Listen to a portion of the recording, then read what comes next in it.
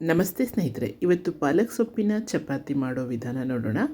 ಪಾಲಕ್ ಸೊಪ್ಪು ಒಂದು ಕಟ್ ತೊಗೊಂಡಿದ್ದೀನಿ. ತುಂಬ ಚೆನ್ನಾಗಿ ತೊಳ್ಕೊಂಡು ಮಿಕ್ಸರ್ಗೆ ಹಾಕಬೇಕು. ಅದಕ್ಕೆ ಒಂದು 4 ಹಸಿಮೆಣಸಿನ್ಕಾಯಿ ಮತ್ತು ಜೀರಿಗೆ, ಹಾಗೆ ಸ್ವಲ್ಪ ಶುಂಠಿ. ಇದು ಆಪ್ಷನ್, ಬೇಕಿದ್ದರೆ ಹಾಕ್ಕೋಬೋದು, ಬೇಡ ಅಂದರೆ ಬಿಡ್ಬೋದು. ಹಾಗೆಯೇ ನೀರನ್ನು ಹಾಕ್ಕೊಂಡು ಚೆನ್ನಾಗಿ ಗ್ರೈಂಡ್ ಮಾಡ್ಕೊಳ್ಳಿ, ತುಂಬ ಸಣ್ಣಕ್ಕಾಗಲಿ. ಆನಂತರ ಇದನ್ನ ನಾವು ಚಪಾತಿ ಹಿಟ್ಟಿಗೆ ಹಾಕಿ ಉಪ್ಪನ್ನು ಹಾಕ್ಕೊಳ್ಳಿ. ಸ್ವಲ್ಪ ಚಪಾತಿ ಹಿಟ್ಟು, ಇಲ್ಲಾಂದರೆ ಚಪಾತಿ ಸಪ್ಪಗಾಗುತ್ತೆ.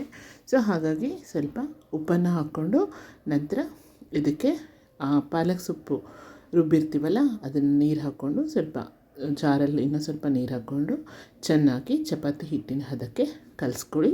ಸ್ವಲ್ಪ ಎಣ್ಣೆ ಹೆಚ್ಚಿ ನೆನೆಯೋಕೆ ಬಿಟ್ಬಿಡಿ. ಆನಂತರ ನೀವು ಚಪಾತಿ ಮಾಡಿ ತುಪ್ಪ ಅಥವಾ ಎಣ್ಣೆಯಲ್ಲಿ ಚೆನ್ನಾಗಿ ಬೇಯಿಸ್ಕೊಂಡು ಅದನ್ನು ನೀವು ಯಾವುದ್ರ ಜೊತೆನಾದರೂ ತಿನ್ಬೋದು. ನಾನಿಲ್ಲಿ ಬೀಟ್ರೂಟು ಪಲ್ಯ, ಚಟ್ನಿಗಳು, ಬೆಣ್ಣೆ